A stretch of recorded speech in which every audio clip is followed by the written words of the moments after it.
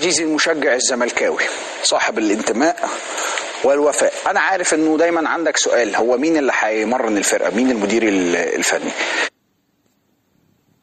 خليني اقول لك، وده النهارده دلوقتي، بكره ما تسالنيش، يعني بكره ما تسالنيش تقول لي انت قلت، عشان انت فاهم وانا فاهم. طالما انا وانت فاهمين اللي فيها يبقى خلينا عارفين انه النهارده في اسم كان من يومين كان هو بنسبه 100%، الراجل اللي كان بنسبه 100% والصبح بقى 0% بعديها بيوم رجع بقى 90%. ده هايكو هيرليتش.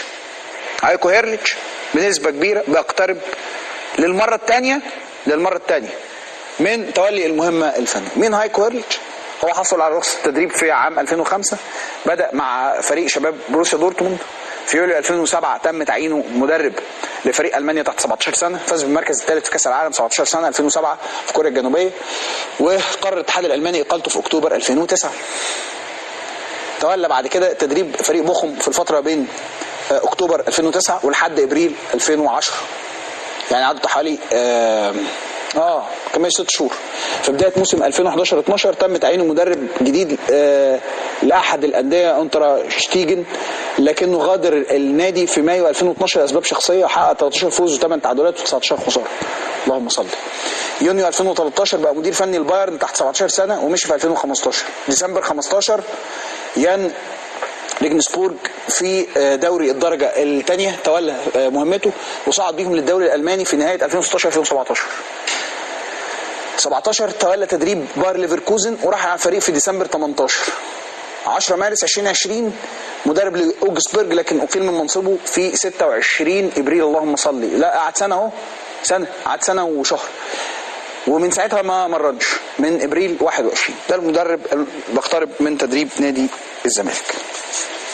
شيكابالا وناصر منسي على راس القائمه اللي هتواجه المصري. الزناري مش موجود والجزيري مش موجود، والقائمه كالتالي: عواد صبحي، عمر جابر الونش، حسام عبد المجيد شبانه، محمد طارق، عبد الله جمعه، حاتم محمد، رؤى، محمد حسام، سيف جعفر، سيد عبد الله، عبد الله محمد، زيزو، شيكابالا، بالحاج، شلبي، نضاي، والهجوم ناصر منسي ويوسف اسامه نبيه.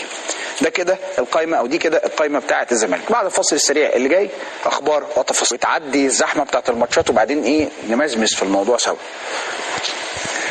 خليني احكي لك المستجدات، اخر حاجه خالص، اخر حاجه بتاعت النهارده، وبعدين اقول لك القصه بتفاصيلها او التعليق. يعني باختصار شديد، حصل تدخل من وزاره الشباب والرياضه الدكتور اشرف صبحي، كان في جلسه مع اتحاد الكوره ولمناقشه مساله غياب الفار، تعليق استخدام الفار او تجميد استخدام الفار في بطوله الدوري المصري اللي ابتدت بالفار. خلاص، لبحث مساله المديونيات اللي موجوده على اتحاد الكوره اللي هي بقيمه 41 مليون جنيه لدى الشركه اللي هي اللي احنا واخدين منها الفار. فالمفروض ان الموضوع في اطار او في طريقه الى الحل، وهيبقى في جدوله وهيبقى في اجتماع كمان مع الانديه لبحث مساله المستحقات المتاخره عليهم من 2 سنين بحسب الروايه اللي طالعه من اتحاد الكوره.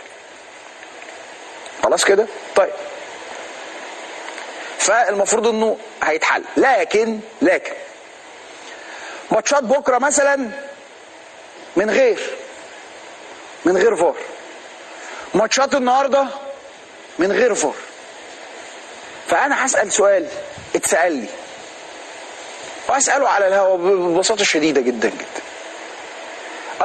انا راجل بشجع فرقه سين لعبت النهارده، لعبت قبل كده وما كانش فيه فار، وكان ليا جون وما اتحسبش. اقول لك سين اهو، ما قلتش اهلي وما قلتش زمالك، وكان ليا جون وما اتحسبش. ثم الفريق المنافس ليا او الفريق اللي هياخد مكاني او الفريق اللي بيتصارع معاه من اجل البقاء في بطولة الدوري جه يلعب ماتشه فكان في فار، فلما كان له كوره تدخل الجون الفار راح موقف وراح مديله جول فكسب الماتش. فالسؤال بيقول، هل ده في عدالة؟ انا عايز حد يجاوبني على السؤال ده.